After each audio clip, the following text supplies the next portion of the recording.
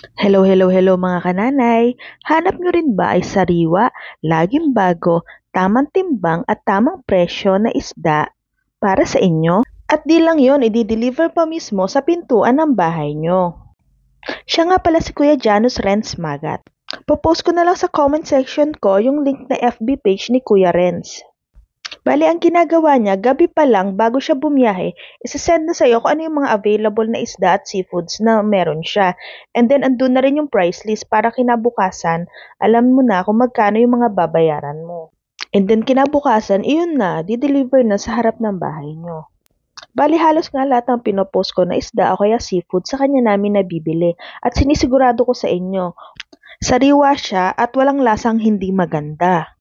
O message nyo na lang siya just in case gusto nyong umorder. Fast forward nga pala ngayong tanghalian ay magluluto tayo ng tinolang tahong at pritong galunggong na binili natin kay Kuya Janus. Ayan, at nilinis na nga natin yung tahong at galunggong at namitis tayo sa bakura ng malunggay.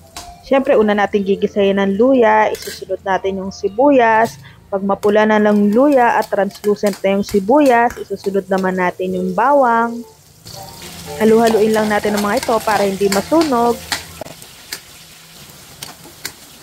Susunod naman natin yung kamatis. Bali, 3 pirasong kamatis to. Tapos, lalagyan natin ng patis, oyster sauce, at konting bechin.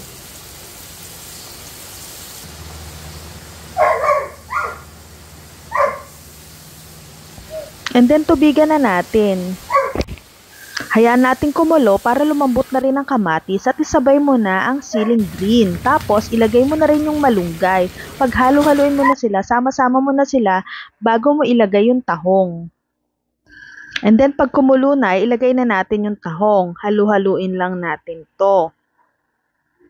At pakulo ang mabuti. And then, takpan natin at hayaan natin siyang kumulong-kumulong mabuti para maluto mabuti yung tahong. At tapos, sasabayan na natin ang pagpiprito ng galunggong. Ayan, malapit nang maluto ang ating tahong. Halu-haluin lang.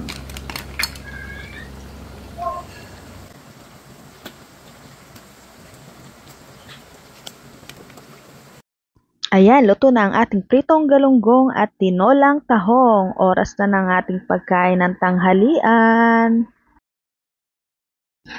Siyempre, masarap din kumain pag nakakamay ka. O paano ba yan mga kananay? Kainan time na! Maraming salamat sa inyong panonood. Hanggang sa susunod na food trip. Paalam!